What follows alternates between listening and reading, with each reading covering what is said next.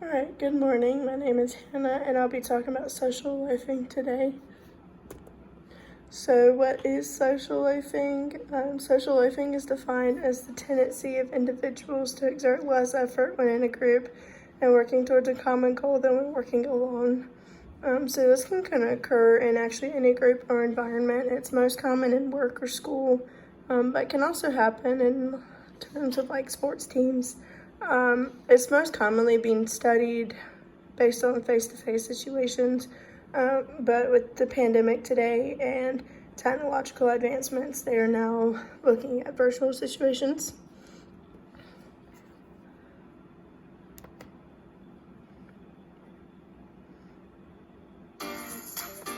Hello, WW family. I'm Mindy Grossman. Have you ever been working on a group project where it feels like you're doing all the work? If you're here, you may have a research paper or some homework that has to do with the term social loafing. But have no worries, because after watching this video, hopefully you'll have a complete understanding of what social loafing is, how it works, and specific measures that you can actually take to prevent it. So first off, what is social loafing? Social loafing occurs when an individual is doing less when working in a group, as opposed to putting forth full effort if they were working alone. Maximilian Ringelmann discovered it in 1913 when he noticed group pulling power in a tug-of-war game was less than the sum of the individual strengths. In fact, the average contribution decreased each time more people were added to the tug-of-war game. Now, this phenomenon suggests members put in less effort as group size grows. This thought makes a mockery of the idea that putting people into teams encourages them to work harder. Now, this could cause an entire human resource team to have palpitations. This is, however, only half of the truth, as I'm going to explain in the rest of this video. So let's get into some examples real quick so you can kind of understand it better. Here's a really quick example. Tug-of-war, group homework projects, an entertainer asking an audience to scream are all examples of social loafing because as you add more people to the group, the total group effort declines. So tug-of-war is a perfect example because it's where Maximilian Ringelmann originally found it. He realized that as you add more people to a tug-of-war game, the amount of pressure did not exactly scale up perfectly. In fact, the more people you add, the less each individual worked. Group homework projects are another great example. We've all seen the meme where one student does all the work and the others get the grade. Those who don't work on the project are considered social loafers. And have you ever been at a concert or an event or somewhere where the main speaker asks the audience to stand up or maybe yell something or clap? This is a perfect place for social loafing to happen. Sometimes the speaker may even say something like, "That wasn't loud enough." Well, interestingly, the same thing happens as tug-of-war. As you add more people to the group, they are less likely to participate in whatever the speaker is asking them to do. So after examples, let's get into the psychology behind social loafing. What causes it? Team members begin loafing socially when they feel that they're not going to achieve much. Therefore, they conclude that their participation is optional. So here are two main reasons that psychologists have found that contribute to social loafing. The first one is a loss of a sense of individual responsibility. Ringelmann's experiment with a tug-of-war team showed how personal responsibility seems to evaporate according to team size. Now, the best sports team coaches achieve incredible results when they hold their team together and motivate individual players as well as the collective team. It's also really important for these coaches to know their team's needs so that whenever they need space, they can give them space to let each player let off steam. The second thing that causes social loafing is reduced belief in the value of contributions. So if a team member feels their impact will not be worth much, especially in a much larger team setting, they may decide to back off and enjoy the ride at the expense of the other people on the team. Now, this is one of the main reasons many of us don't volunteer for projects or take up leadership positions. We just don't think that we have much to add. It's probably also why half of the American population stays away from the polls during presidential elections. In many cases, the individual that is loafing may not even realize it. I also want to mention another common thing is the division of an in-group and an out-group members. Now, this is common during homework projects, but I think we can find it everywhere in the world today. The third part of this video, I want to give you some tips on how to manage through a little bit of motivation. So there are 3 ways that we can actually get a group moving in the right direction. These strategies are collaboration, content, and choice. And it sounds a little interesting, but this is what psychologists have came up with. This plan is a healthy alternative to encouraging competition because it seems to reinforce a collective dynamic.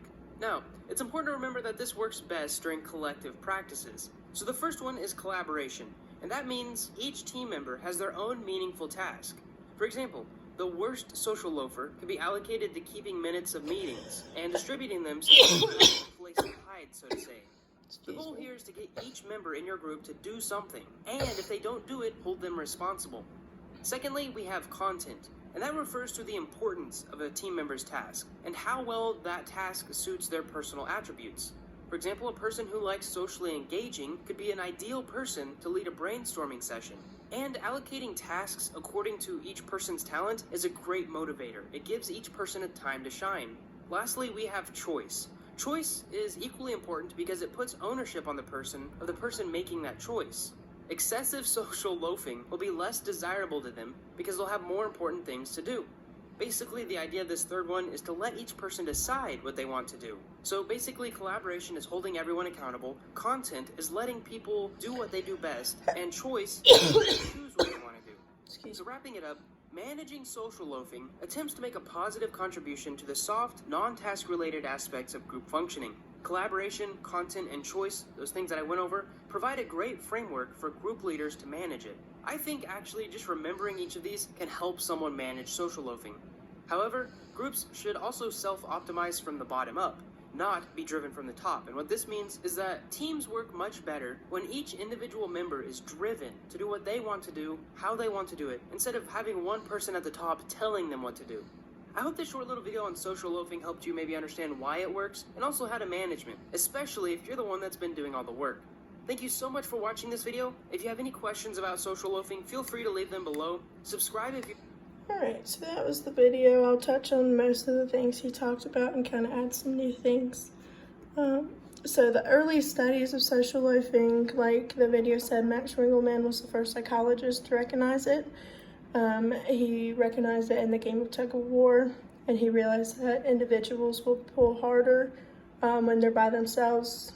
Part of that is because they were being evaluated, but when other people were with them, they would slack off.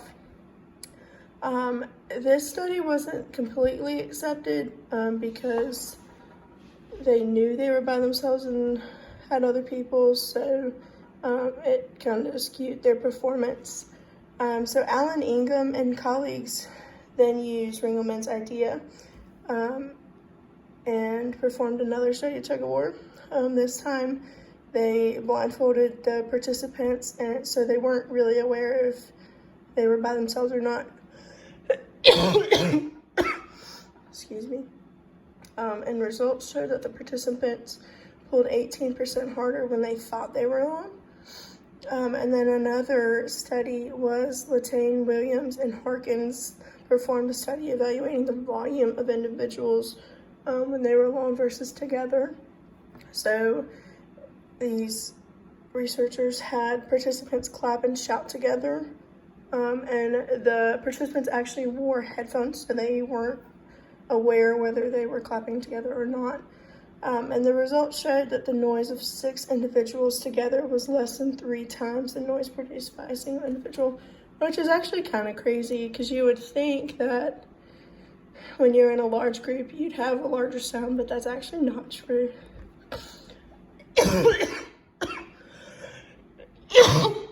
Excuse me. So now we move on to the evaluation apprehension theory. So this is used in social loafing and social facilitation, but obviously we're going to focus on social loafing. So in this one, the presence of others leads to individual efforts pulled and not evaluated. This is when there's a group, which leads to no evaluation apprehension. You're not being examined by yourself, and so it leads to less arousal, and that leads or equals social loafing. So when an individual isn't being evaluated, there isn't that instinct to prove ourselves and to do our best, and less arousal leads to less work. Social loafing doesn't occur necessarily by itself. In a study performed by Alanami, Robert Jr., and Marping, team size and dispersion was evaluated. So they had participants, 140 undergrad business students. They had them brainstorm ideas as if they were a wine-producing company facing image issues in different countries.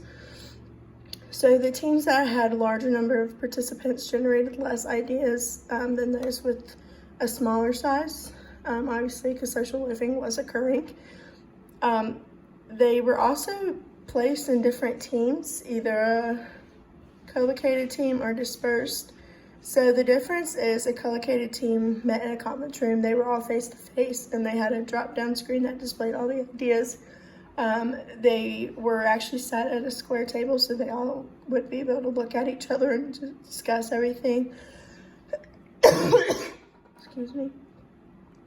The dispersed teams were all put in separate rooms in front of a computer. They had guidelines to the side of what they were supposed to do, but they had no communication to other team members, and they did not have that drop-down screen either. So the results showed that those that were in a dispersed team had less ideas and participated in social loafing. This can be attributed to diffusion of responsibility, attribution of blame, and dehumanization. And this is actually an interesting implication in terms of Zoom meetings. Zoom, you have the choice either to have camera on or off, and based on this research, it's much more advantageous to have your screen on. So now into the diffusion of responsibility. This is a phenomenon where an individual is less likely to take responsibility for actions and actions when other individuals are around. The best example of this is the bystander effect, which we've talked about. Excuse me. So in terms of social loafing, this phenomenon oftentimes allows an individual to suggest others should have taken charge when a task isn't performed. So, well, she should have done it, he should have done it, he's more qualified, etc., etc. And diffusion of responsibility will increase with more team members, but can be prevented. The attribution of blame is another interesting phenomenon, and usually if this is present, so is diffusion of responsibility and vice versa. So this is a phenomenon where individuals inappropriately blame others in order to avoid being blamed themselves. So again, they should have done it, they're more qualified, I shouldn't have to do it. And it's kind of confusing between diffusion of responsibility and attribution of blame, but blaming, you're literally blaming someone, you should have done it. Diffusion of responsibility is like, oh, well, there's other people here, so, they could have done it too. They're really similar. Dehumanization is something that I didn't even think about, but it clearly is real. So this is the denial of human qualities.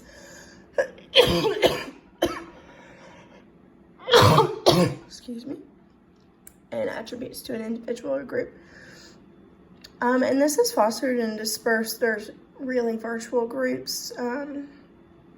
So in the dispersed groups in the study that we were talking about, the people who couldn't communicate and just saw a computer screen, they pretty much made it seem like they were just a computer, that there wasn't anyone else on the other side of it.